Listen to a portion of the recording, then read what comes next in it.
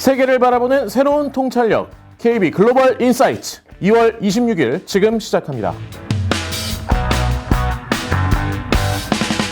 가속되는 금리 급등세, 금리 상승세를 제한할 수 있는 연준의 정책 도구.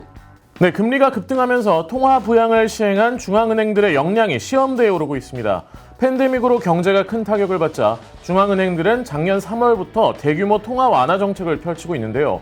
작년 말부터 백신이 보급되면서 팬데믹 종식을 위한 첫 걸음을 뗐지만 여전히 이동 제한 조치가 시행 중입니다. 경제는 정책 지원이 필요하고 정부와 중앙은행 모두 부양 기조를 유지하고 있습니다. 하지만 백신이 보급되고 경제가 빠르게 회복될 것이란 기대가 형성되면서 금리가 상승 중입니다. 무엇보다 인플레이션이 크게 상승할 수 있다는 우려가 높아지면서 금리가 급등하고 있습니다. 중앙은행이 한동안 부양 기조를 유지하면서 인플레이션 압력이 쌓일 수 있는데 향후에 인플레이션 압력이 높아지면 중앙은행이 급하게 부양 정책을 회수하고 기준금리를 올릴 것이란 걱정도 같이 커지고 있는 겁니다. 그 영향에 장기금리가 빠르게 상승했는데요. 최근에는 기준금리 인상 예상 시점이 앞당겨지면서 단기금리도 반응하기 시작했습니다.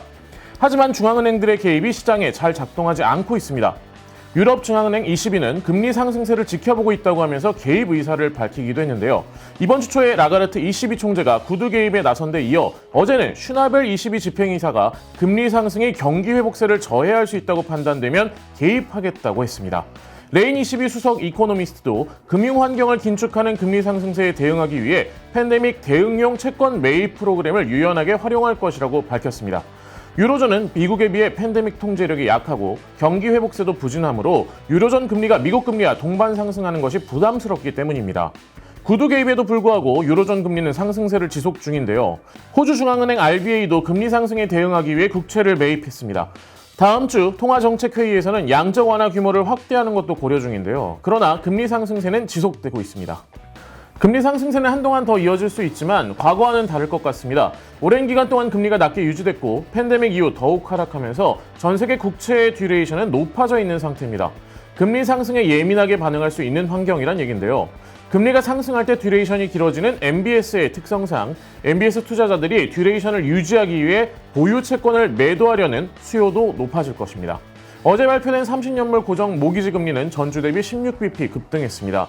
컨벡시티 헤징 수요가 많아져서 금리 상승세가 가속될 수 있는 환경이란 얘기입니다.